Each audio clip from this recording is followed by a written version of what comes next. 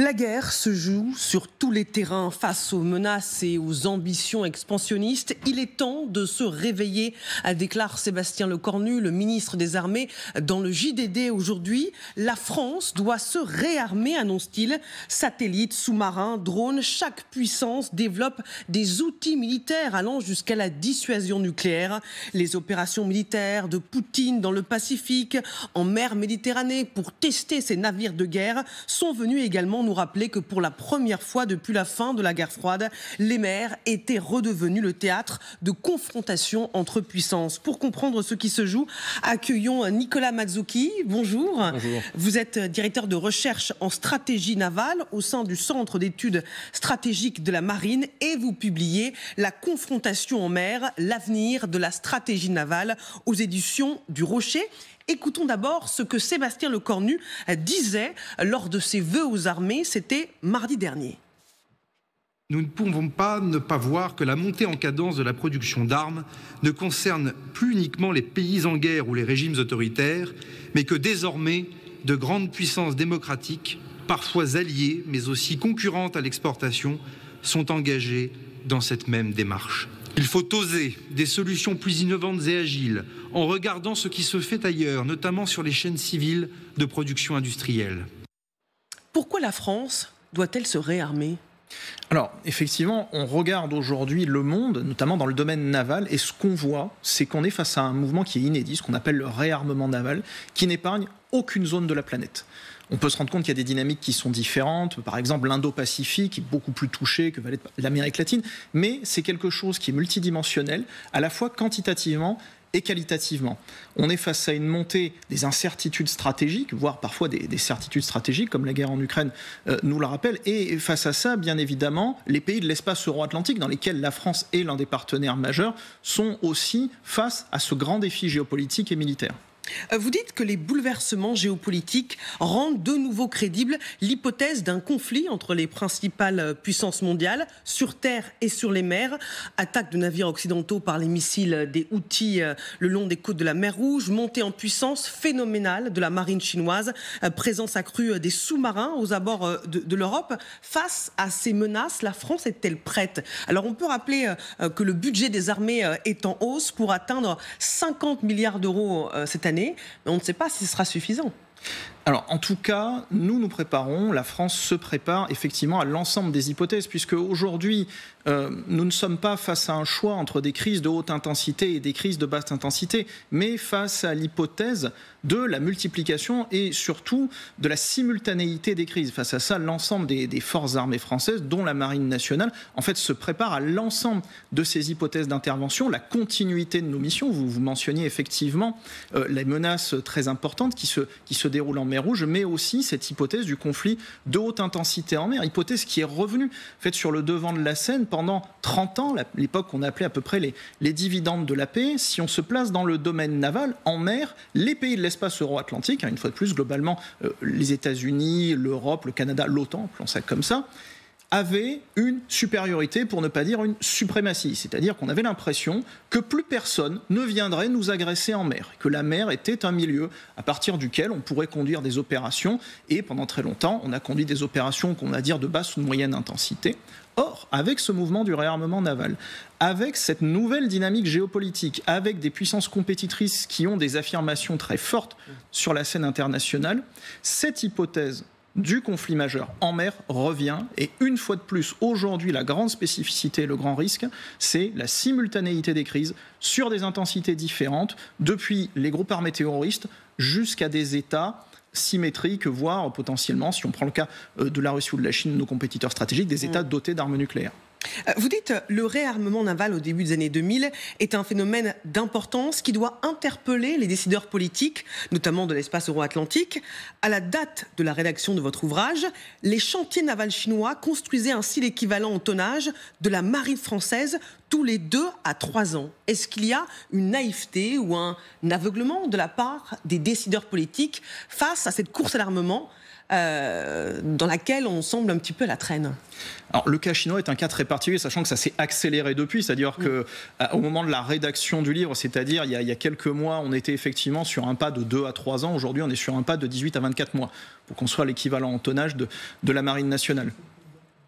La question n'est pas forcément de parler de naïveté, parce que les ambitions ne sont pas les mêmes. Notre ambition à nous est centrée sur la défense du territoire, de nos intérêts, notre engagement dans nos partenariats et dans nos alliances, et pas forcément dans l'optique d'une confrontation à venir qui serait inéluctable.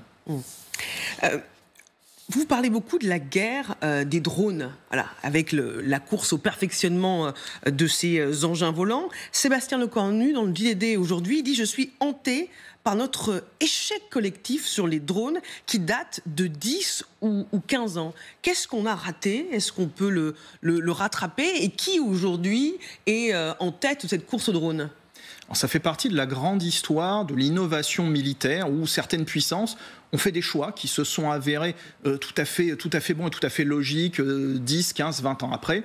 Et d'autres ont fait d'autres choix. La question des drones est très intéressante parce qu'aujourd'hui, on est très focalisé sur le drone aérien et qui est effectivement un domaine dans lequel les Européens, de manière globale, ont été plus lents à se développer que, par exemple, les États-Unis.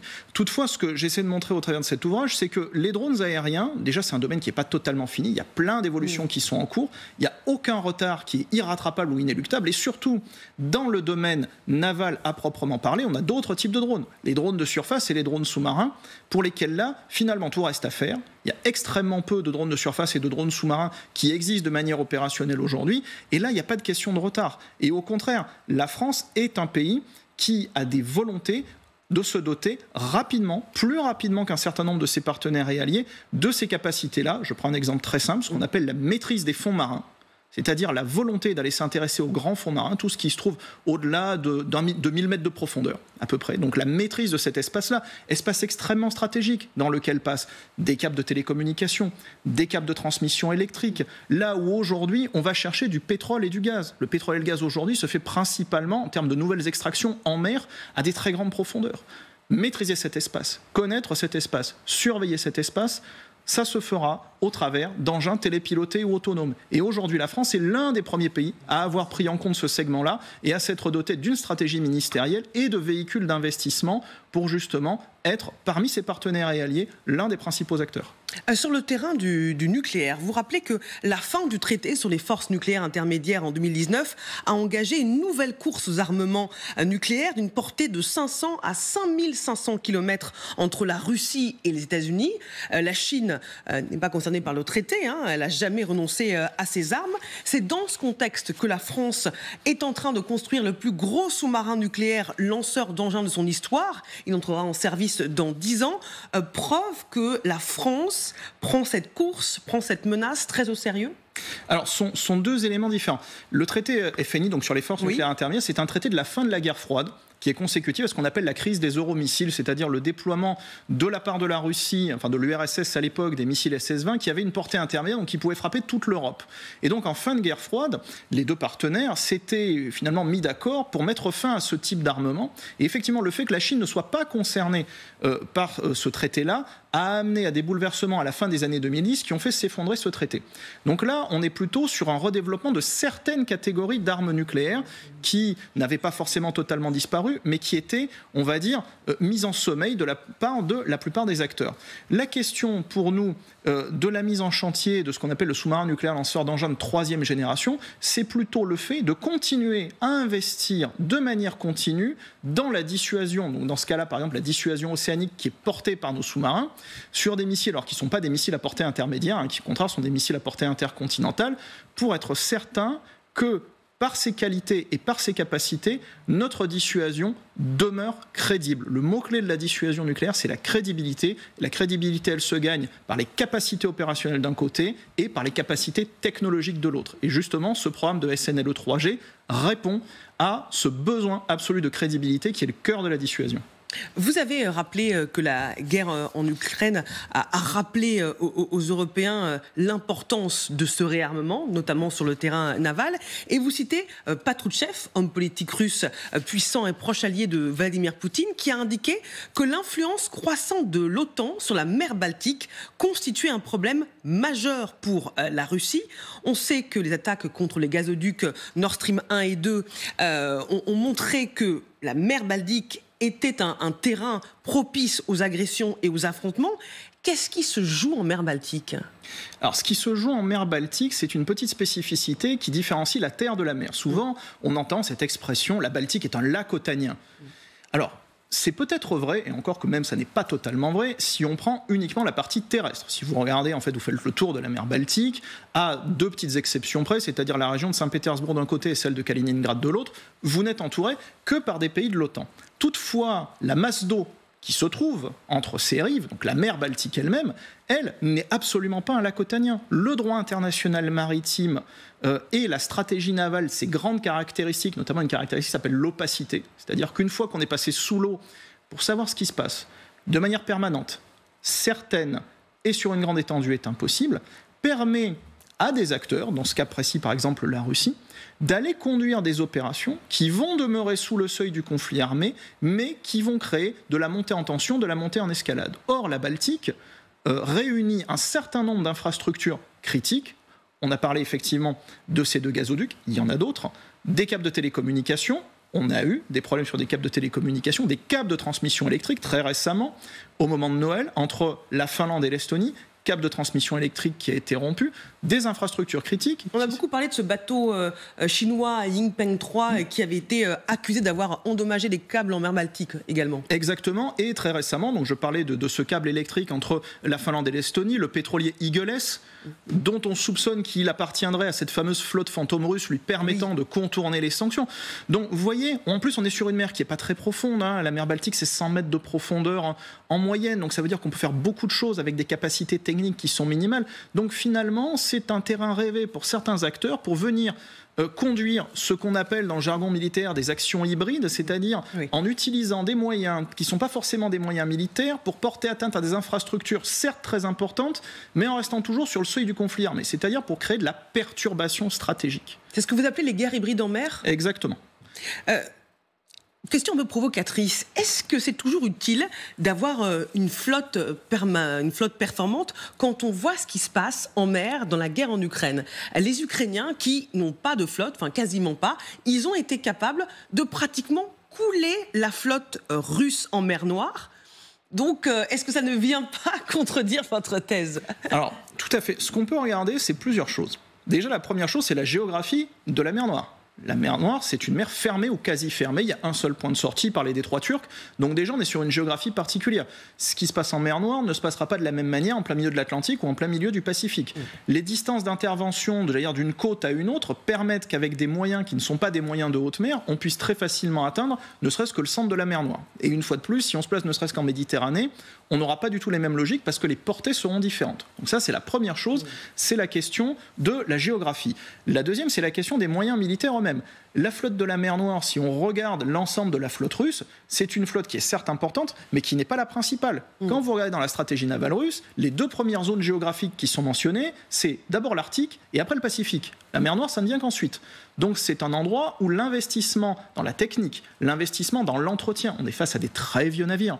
Le croiseur Moskva qui a été détruit en 2022, c'est un navire qui date de la fin de la guerre froide. C'est pas du tout quelque chose de très récent. Et troisième chose, on dit qu'il n'y a pas de flotte ukrainienne. Si, il y a une flotte ukrainienne, une flotte de drones de surface, justement ukrainienne. Donc il n'y a pas une flotte au sens conventionnel du terme, c'est-à-dire de navires de haute mer armés par des équipages professionnels, mais il y a quand même des capacités d'intervention de l'air vers la mer, de la terre vers la mer, mais aussi de la mer vers la mer. Donc finalement, quand on réunit ces 3 paramètres-là, on se rend compte que oui, dans des situations géographiques différentes, puisque le cas de la mer Noire est à peu près unique, bien évidemment, le fait d'avoir des forces de surface et des forces sous-marines qu'on dira conventionnelles a toute sa pertinence. Vous citez l'historien et stratège naval américain Alfred Maha qui dit « La force n'est jamais plus efficace que lorsqu'elle est connue, plutôt que lorsqu'elle est manifestée ». Est-ce que ça veut dire qu'il y a une dissuasion navale, comme on parle souvent de la dissuasion nucléaire ? Alors, ça ne marche pas de la même manière. On n'emploiera pas le concept de dissuasion, mais Alfred Mann crée un concept qui s'appelle la fleet in being et qui dit, à partir du moment où vous avez une force navale quelque part, sa simple existence, le simple fait qu'elle soit quelque part, même si elle ne fait rien, permet en soi d'envoyer un message à vos compétiteurs et permet en soi, dans le cas où on serait dans une guerre, de créer une menace, une fois de plus, même sans ouvrir le feu. Et aujourd'hui, quand on fait un certain nombre de déploiements, quand on fait un certain nombre d'opérations. Aujourd'hui, on est sur un déploiement de la Marine nationale, qui est la mission Clemenceau 25, déploiement de notre groupe aéronaval qui se déploie aujourd'hui dans l'Indo-Pacifique. On envoie un message. On envoie un message à nos alliés de notre capacité à être présent, de notre capacité à être crédible, à s'entraîner avec eux. On envoie un message à nos compétiteurs. Aujourd'hui, quand on fait passer un navire militaire qui a tout à fait le droit de passer, c'est dans le droit international maritime, dans le détroit de Taïwan pour faire ce qu'on appelle une opération de liberté de la navigation, on envoie un message à la Chine, par exemple, pour expliquer que le droit international doit être respecté et que la France s'engage à faire respecter ce droit international. Donc même sans avoir aucun comportement agressif, l'utilisation et la présence d'un outil naval crée une influence par elle-même. Merci beaucoup Nicolas Mazzucchi. Je rappelle votre livre « La confrontation en mer » aux éditions du Rocher. Merci beaucoup. Merci à vous.